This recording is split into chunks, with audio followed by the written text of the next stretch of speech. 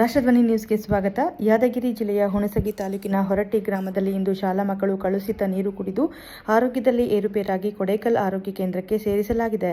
ಈ ಹಿಂದೆ ಹರಟಗಿ ಗ್ರಾಮ ಪಂಚಾಯಿತಿಗೆ ಹೊರಟ್ಟಿ ಗ್ರಾಮದ ಕುಡಿಯುವ ನೀರಿನ ಸಮಸ್ಯೆ ಬಗ್ಗೆ ಮನವಿ ಪತ್ರ ಸಲ್ಲಿಸಿದ್ರೂ ಪಿಡಿಒಗಳು ಯಾವುದೇ ರೀತಿ ಪರಿಹಾರ ಕೊಡದೆ ಉತ್ತರವನ್ನ ಕೊಟ್ಟಿರುತ್ತಾರೆ. ತಾಲೂಕು ಅಧ್ಯಕ್ಷರು ಬಸವರಾಜ್ ಜಡಜಲಿ, ಗೌರವಾಧ್ಯಕ್ಷರು ಶಂಕರ್ ನಾಯಕ್ ಜಾಧವ್, ವೀರಸಂಗಪ್ಪ ಅಮಲ್ಯಾಳ್, ಸೋಮು ಹೊರಹಟ್ಟಿ, ಕೊಡೇಕಲ್ ಹೋಬಳಿ ಅಧ್ಯಕ್ಷರು ದ್ಯಾಮಣ್ಣ ಗುಜ್ಜಲ್ ಇತರರು ಇದ್ದರು. ಕ್ಷಣ ಕ್ಷಣ ಮಾಹಿತಿಗಾಗಿ ವೀಕ್ಷಿಸಿ ರಾಷ್ಟ್ರಧ್ವನಿ ನ್ಯೂಸ್ ಕನ್ನಡ.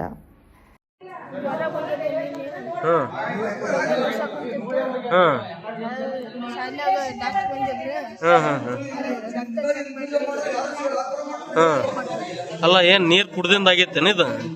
ಅದನ್ನ ಯಾರು ಕುಡಿಯತ್ ಹೇಳಿದ್ರ, ಏನ್ ಕುಡಿಬಾರ್ದು ಹೇಳಿದ್ರ ಮೊದಲ? ಏನು ಹೇಳಿದ್ದಿಲ್ಲ. ಈಗೇನ್ ಜ್ವರ ಅದಾವ, ಈಗ ತಲೆ ನೋಸ್ತತೆ, ವಾಂತಿ ಅದು ಬರಾಕತ್ತೇನ? ಈಗ ಕುಂದ್ರಾಕ ಆಗೋಲ್ತ ನಿನಗೆ? ಆಯ್ತಾಯ್ತು, ಮಕ್ಕಳು ರೆಸ್ಟ್ ಮಾಡ್ರಿ. ಹೀಗಾಗಿ ಮತ್ತೆ ದವಾಖಾನೆ ಕರ್ಕೊಂಡ್ರೆ ಈ ದವಾಖಾನೆ ಬಂದಾಗ ಮೇಡಮ್ ಅವರು ಒಬ್ಬರೇ ಅದಾರ. ಈಗ ಹೆಡ್ ಮಾಸ್ಟರ್ ಮತ್ತೆ ಬರ್ಬೇಕಾದ್ರೆ ಬಂದಾರ.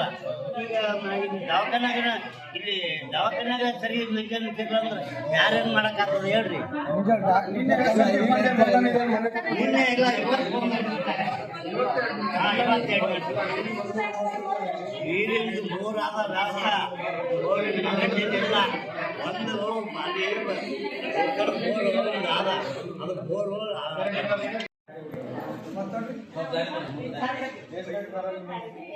2 ದಿವಸ ಆಯ್ತು ನೋಡ್ರಿ. ನಿನ್ನೆ